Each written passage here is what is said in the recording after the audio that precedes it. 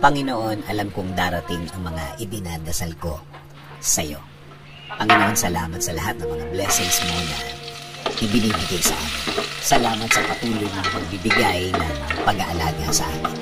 Araw-araw na kasama ka ay ang araw-araw na alam namin na we will be provided, Lord.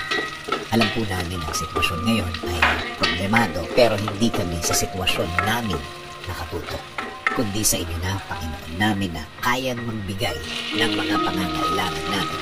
Lord, ikaw na laging tumutulong sa amin, Lord.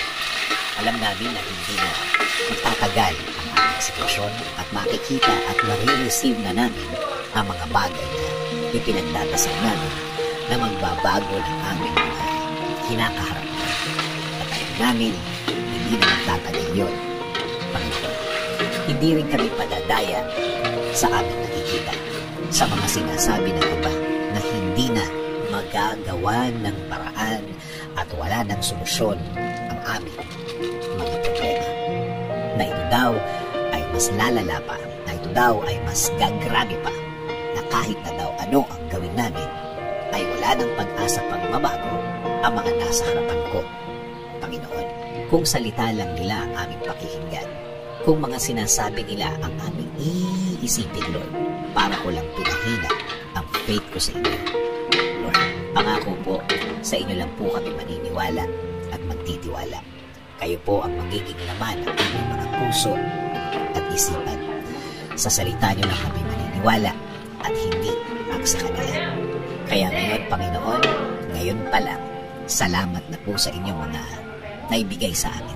Salamat po sa mga provision mo sa amin. Salamat na sa mga biyaya na ibibigay ninyo, Lord. Kasama din po ng pasasalamat ng mga ibibigay ninyo sa akin at sa amin, Panginoon. Alam po namin na ang mga bagay na ibibigay ninyo sa amin ay hindi na magtatagal. Hindi na magtatagal ang aming pag-aantay. Salamat din po kasi alam po namin na hindi lang kami ang ibibless nyo. Kasama na po ang aming pamilya.